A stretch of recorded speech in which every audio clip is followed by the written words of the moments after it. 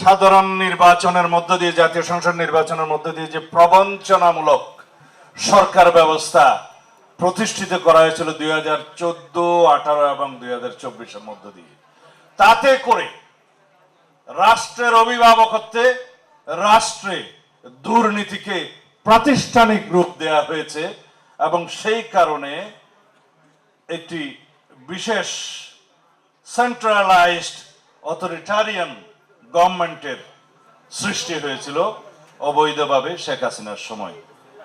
যাই হোক, সেই রকম পরিস্থিতি থেকে মুক্তির জন্য আমাদেরকে শত সহস্র জীবন দিতে হয়েছে।